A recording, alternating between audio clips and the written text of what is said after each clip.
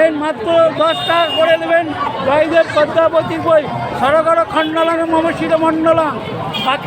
বাকিটা ভগবান মা পদ্মাবতীকে পাশে বসিয়ে লিখেছিল দেহি পদ পল্লবমদারং শঙ্কর চক্র কলা পদ্মধারী কিংবদং পরং ধাতং ধর্ম বৈশ্য ভগবতায়। আজ সেই জায়গাতে এসেছেন, সেই ভূমিতে। নমস্কার বন্ধুরা, কেমন আছেন? আশা করি সবাই ভালো আছেন। আবার একটা নতুন ভিডিও নিয়ে আপনাদের সাথে। আর আজ এই ভিডিওর মাধ্যমে আপনারা জানতে পারবেন জয়দেব কেন্দুলি মেলাতে 2024-এ মকর সংক্রান্তির আগের দিন ভিড় কত ছিল এবং তার পরের দিন যেদিন মেলা শুরু হয় মকর সংক্রান্তির দিন কত ভিড় ছিল, এবং আজকে ভাঙা মেলা 18ই জানুয়ারি সরকারি নিয়মে আজকে শেষ মেলা। আজকে কত ভিড় আছে, তো সব কিছু তথ্য এই ভিডিওর মধ্যে আপনারা জানতে পারবেন। ভিডিওটি দেখতে থাকুন, আমার সাথে থাকুন। চ্যানেলে যদি আপনি নতুন হয়ে থাকেন অবশ্যই চ্যানেলটি সাবস্ক্রাইব করবেন এবং আমার সাথে থাকবেন। তো এখন এসে গেছি অজয় নদীর তীরে। আর দেখুন এখানে পাশাপাশি নানা রকমের মূর্তি রয়েছে। এখানে প্রথমে একটা মায়ের মূর্তি রয়েছে, দেখুন। চলুন, এরকম মূর্তি অনেক রয়েছে। আর আমি এখন রয়েছি অজয় নদীর যে ব্রিজটি মন্দির দিকে যাচ্ছে সেই ব্রিজের উপর। আর এই ব্রিজের দু সাইডে নানা রকমের মূর্তি রয়েছে। মূর্তি কোনোটা রং করা হয়েছে, আবার কোনোটা হয়নি।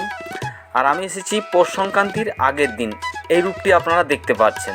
ভিড়টা একটু ছিল। এবার আপনাদের আমি দেখাচ্ছি পৌষ সংক্রান্তির দিন, যেটা মকর পূর্ণ স্নান হয়, এবং 15ই জানুয়ারি।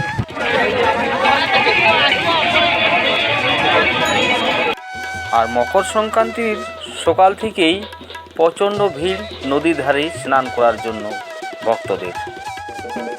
আর মায়ের যে মূর্তিটি রয়েছে খুবই সুন্দর রং করেছে।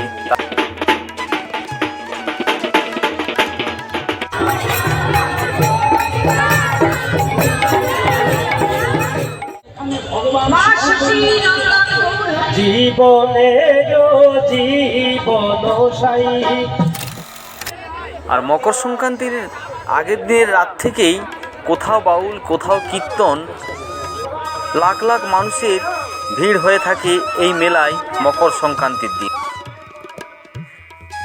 এখন রয়েছি জয়দেব পদ্মাবতী মন্দিরের সামনে। প্রচণ্ড ভিড় রয়েছে। আর এই ভিড়ে একটু হাত ছাড়াছাড়ি হয়ে গেলেই হারিয়ে যাচ্ছে। দেখুন, অ্যানাউন্স করছে, আপনারা শুনতেই পেলেন।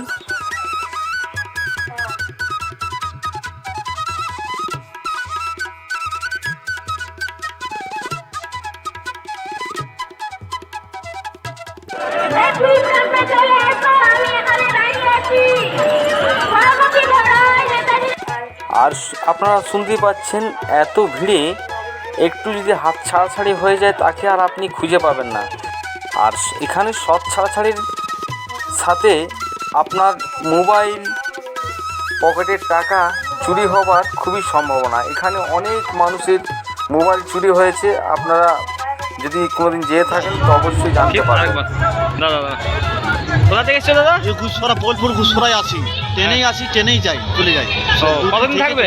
হ্যাঁ, কদিন? দুদিন এখানে থাকবে দাদা। দেখুন মানুষ সে আছে, খুবই সুন্দর। আর এই জয়দেব মেলাতে নানা রকমের দোকান রয়েছে।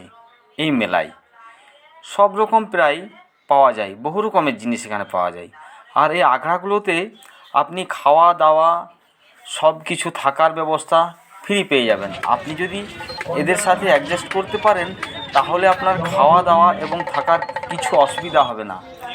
আর এখানে খাবার দোকান রয়েছে আপনার মেলার মধ্যে, দেখুন।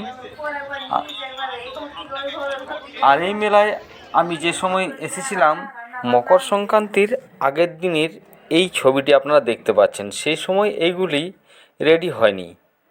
তার পরের দিনে যে মকর স্নান হয়েছে সেই দিন থেকে এটা রেডি হয়েছে।